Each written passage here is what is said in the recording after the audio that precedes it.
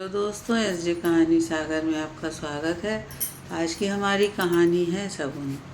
विद्या अस्पताल से अभी अभी आई थी कि पता चला कि ननद के बेटे की शादी 1 महीने बाद की तय हुई है। सुनते ही विद्या का रंग उड़ गया। डॉक्टर ने तो अभी 15-20 दिन का पूरा आराम बोला है। घर की पहली शादी है, कैसे हो पाएगा सब। उन्होंने तो शादी आगे बढ़ाने की कोशिश की थी, लेकिन आगे 1 साल तक कोई मुहूर्त नहीं है। सासू माँ दमयंती जी बोली, शादी विवाह के 100 काम होते हैं, कई तोहफे वगैरह खरीदने होते हैं, कपड़े वगैरह खरीदने का काम कैसे होगा माँ, मुझे तो टेंशन हो रही है। कोई बात नहीं, तुम अपनी सेहत का ध्यान रखो, हम ऐसा करेंगे, नगद ही दे देंगे। गुड्डू अपनी मर्जी से बना लेगी जो उसे चाहिए होगा। दीदी के ससुराल वाले क्या सोचेंगे, मुझे कुछ अच्छा नहीं लग रहा है। विद्या परेशान हो गई।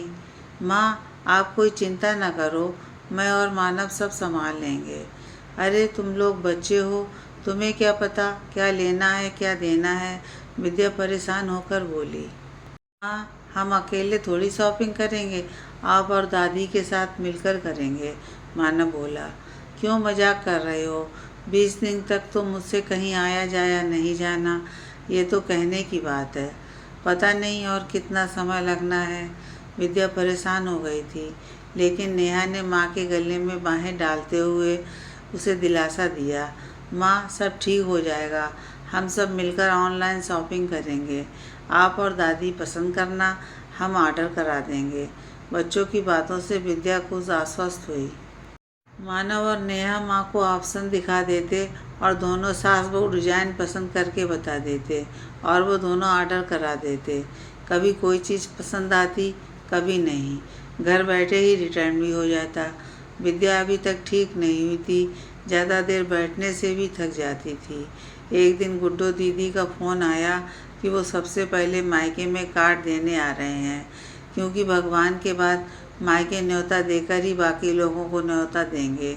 लेकिन माँ, दीदी की ड्रेस तो अभी तक पहुँची नहीं। उसकी तो 2 दिन बाद डिलीवरी आ रही है, अब क्या करें।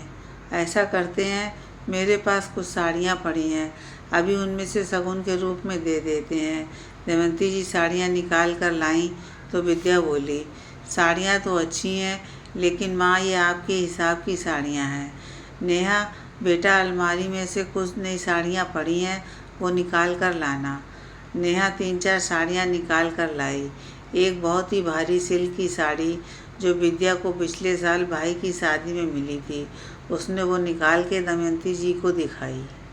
बहू, साड़ी तो बहुत बढ़िया है, लेकिन ये तुम्हारी माँ ने कितने प्यार से दी थी, ये तो तुम ही पहनना।